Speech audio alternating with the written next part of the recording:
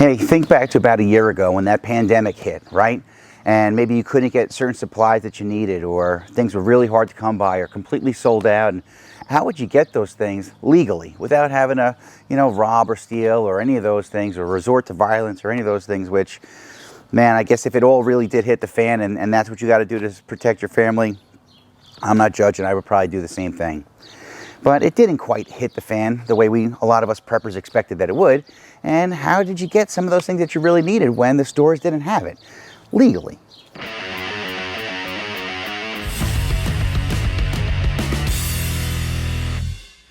What's up, warriors? It's Kyoshi Dave Herman with 5 Elements Tactical Training, here to share with you some warrior skills and drills that anyone can learn and everyone should know.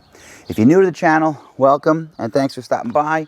If you already follow us on social media and that's how you find your way over to this channel, go ahead and hit the subscribe button and the bell notification button, and YouTube will let you know when the next video drops, so you get all sorts of cool content from here as well. So the next video in our Prepping 101 series is bartering. The idea of how do you take stuff that you have and trade it with somebody that has stuff that you need. That you have stuff they want, they have stuff that you want, you kind of trade off, and that's how you, in exchange of currency changing hands, and usually it's to find stuff that maybe you couldn't find elsewhere. Right around the time that Superstorm Sandy hit Long Island, New York, my wife was 9+ months pregnant. And I remember the night before, she's like, aren't you going to go get gas? And I said, oh man, they always say it's going to be a big storm and then nothing happens. And I don't remember what thing had me preoccupied that night, but I didn't go, I didn't get gas. And I was on just a little bit above E on my fuel tank in my truck. And having a baby on the way, it was like, oh my God, what was I thinking? What did I do? And that like reignited this prepper mentality in me that, man, all of a sudden, from the time my daughter was born until right before the pandemic, stocking up on food, like super long shelf life and all sorts of things, first aid supplies and fuel for the gas, the barbecue, and ammunition. And I'm a gun guy, so I always have a lot of guns and plenty of ammunition. But how many guns is enough for a gun guy? I don't know, just one more. And how much ammo is enough? I don't know, I haven't got there yet. So after Superstorm Sandy, I was really just like, not stockpiling, but, I just felt like, oh man, what if we had another Superstorm Sandy, or what if we had another thing? I want to make sure I had enough food and medical supplies and clothes and batteries and lights. And hey, if you haven't seen my Prepping for Beginners video, I'll put a card somewhere up here and click on it. It's kind of long, it's about a half hour, but it's chock full of good stuff on how to get started with this stuff. So right before the pandemic hit, we started out 2020, and this is a weird complaint that my wife had, but she said, hey, there's too much food in the house. You gotta knock it off. And, I have like pantry shelves in the basement. It's cool, it's dry, and, good shelf life and keeps things good for a long time and whatnot. And I looked at these shelves, and they were pretty full, and I was like, oh yeah, I think you're right. And we had spent a couple months kind of like just using what we had and kind of depleting what we had.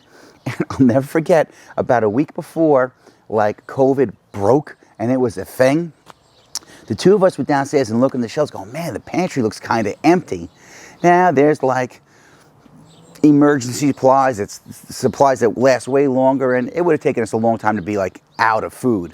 But the stuff that we use all the time, and I know that the kids like and we eat a lot of, I just wanted to make sure that I had that stuff on hand, and we were short on it.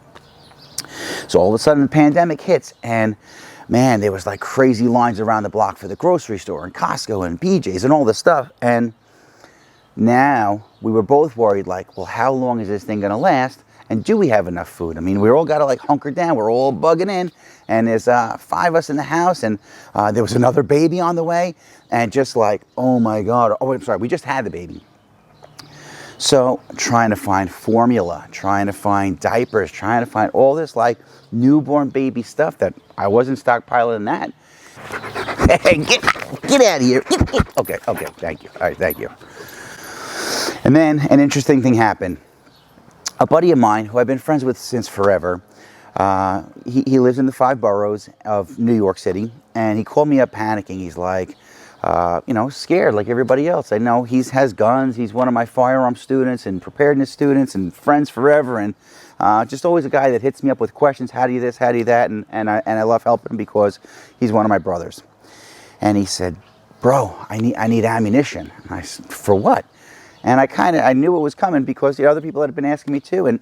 And he has, you know, guns that he needed. He's like, man, what if people come into the store or my house, or I live real close by, and just the same stuff. Like when you see like society starting to break down and you get worried about protecting your family. So I said, yeah, that's right. I got you. He had some ammunition. It was kind of old. And I said, nah, I got some fresh ammo. Just I'll get you what you need to get by. Now, one thing I want to make sure I add to this is that, one, I would never give ammunition to somebody that I don't know. And two, I would never give something to somebody I'm a police officer, so I wouldn't give anybody anything that was illegal for them to own. I know which guns he has, and everything is abiding by the law, so I didn't have a problem with that. But I said, yeah, I'll bring you some ammunition. Now, coincidentally, his family owns a Mexican restaurant. So he's like, what do I have? What can I give you? And I would never take food from somebody that was trying to feed their family. And I said, do you have you got food at the restaurant? He goes, oh my God, I got plenty of food at the restaurant. They just shut us down. We just got our shipment, man. It's like, whatever you need, just come here. Come. And while it was an hour and a half line to get in the grocery stores, I was able to go to my friend's restaurant, and plenty of rice and beans. I was looking for shelf-stable stuff, and it was my first opportunity at bartering. So, a couple points to be made here. One, I've always stocked up on ammunition. Like when I saw ammunition on sale, like if it's typically, 30 cents a round for something, and I see it for like 20 or 25 cents a round, grab a couple boxes. I don't have a ton of money to go just drop on, hey, send a pallet to my house. I wish. But box here, box there, box here, box there, just like can of soup is on sale. Man, I'll grab 12 cans. I'll send $10 or $20, whatever it is. And man, I add it to the collection for, God forbid, I need it. Now for him, he has plenty of rice and beans and avocados and all sorts of other stuff. And the things for me was, I don't want the stuff that's going to go bad. I'm like, what could I put back into my shelves that I have food in my fridge? When that stuff goes bad and we got to go to the shelves, what do I need? So for years, I always stocked up on things that I knew that I would need. And I've always joked that ammunition would be the currency of the future. So man, anytime I'd see a box of 522 long-range rifle ammunition, I'd grab a box. My wife would say, do you really need more ammunition? I'm like, yes, it's on sale, honey. How do we say no? And here, all of a sudden, it was real life, and I was trading ammunition for food. He needed ammunition. I had it to spare. I had other people ask me for ammunition that I didn't, like in calibers that I didn't have ammunition to spare, and I felt bad to say no, but I don't have it, so what do you want me to do? But this was, I had it. I had plenty of it to spare, and I wasn't just handing it to him. We traded, and he was happy with the exchange, and I was happy with the exchange. Hey, a little bit of a prepper tip. So when my buddy reached out for the ammunition, and I said, yeah, man, I'll come on down, and you got any rice and beans? He said, yeah, and I was thinking to myself, well, how am I going to get all this rice and beans home? And I was thinking of everything, man. And I have the Mylar bags and the oxygen eaters to store them long term, but I didn't have a container to keep it in. So at first I was thinking of going to Home Depot and grabbing a Homer bucket and then maybe a lid, but what if they didn't have the lids? And I didn't want to be like, stuff in my cargo pants pockets. So I guess I was looking online, like where am I going to find, like I need these food grade storage containers now. I can't call Amazon or go looking around. I need it like right now. So I guess in my Google search or whatever, pet food grade storage containers popped up, and I went, wait a second. Yeah, I got a few friends. They keep their pets' food, like their dog food, and the same things that most preppers I know keep their rice and beans and dry goods. So I have a local pet store, called them up. I said, hey, do you got those food storage containers? Yeah, with the screw top, yeah, and the rubber gasket, yeah. You got them in stock? And they said, hold on. And because it's a big store and those things don't fit on the shelves, I usually keep them up above the shelves. The guy must have popped up and looked. Yeah, I got a whole bunch. So I'll be right there.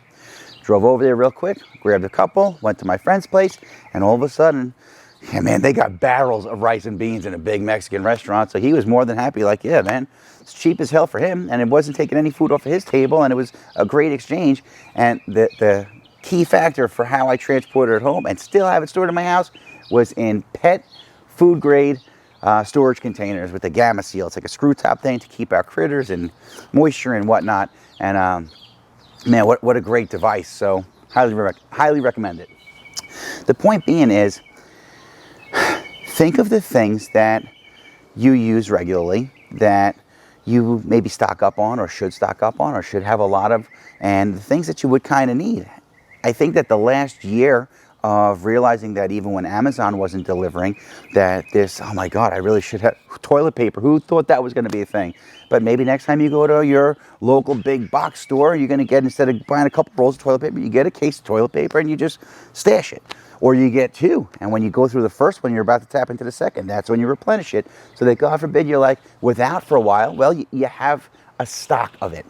You know, like you go to I just saw a video on Blockbuster Video, and the thing that made Blockbuster Video so successful was that they always had it in stock, or usually. Before that, the mom and pop video shop, you'd go there and they had 1 or 2 copies, and they almost never had the videos that I wanted. When I went to Blockbuster, they always had a bunch in stock, and you should always have a bunch in stock of the things that you need for all the time for your family. Now, again, you watch that video on what things you should have and the categories and how to like organize it and kind of write your stuff down so you know what to look for. But the idea is bartering. How can you take stuff that you have and trade it for stuff that you need? Check this out. So when I was a teenager, I had this boss. I worked in a packaging store similar to a UPS store now.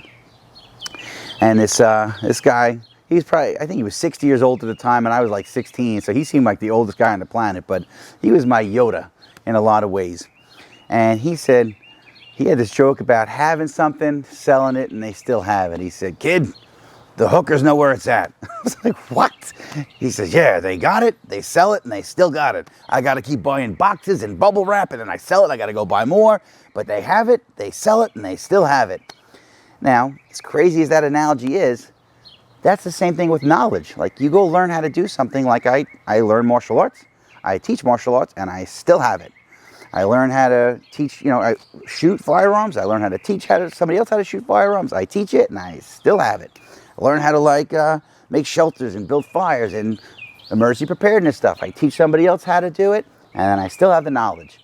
So the thing I would impart on you guys is, think of the things that you already know. And how could you use that thing, like if you went into business for yourself, how would you take the knowledge and skill sets that you have and trade it for something that you need?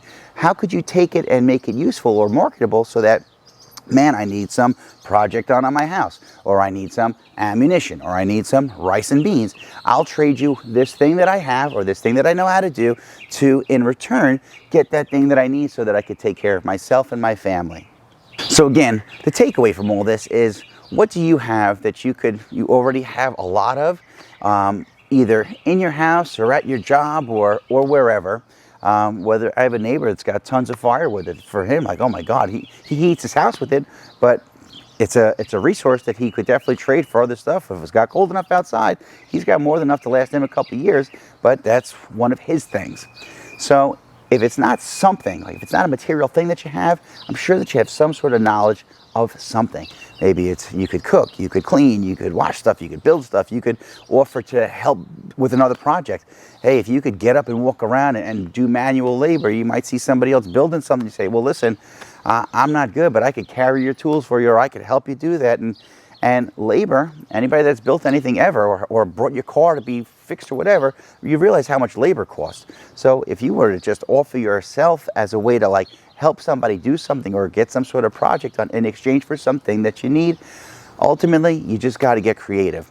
So part of the prepper mindset is starting to think about it now when everything is good. Times are good, you're going to work, you got food, you know, stuff in the fridge, everybody's healthy, like you can go to the store and get what you need. Times are good. So right now, while you're calm, that's when you start to put your brain to work, so that when the emergency happens, you don't go to the panic mode. You go to like, hey man, I have a plan. I was thinking about this a long time ago. I know exactly what I'm going to try and do. Does it work every time? No. But I'd rather have a plan than no plan. A bad plan is better than no plan. Well, if you made it this far and you like what I'm teaching and preaching, go ahead and give me a thumbs up and like this video. If you're loving it, go ahead and hit that subscribe button. And if you gotta have it, make sure you hit the bell notification button so YouTube will let you know when the next video drops.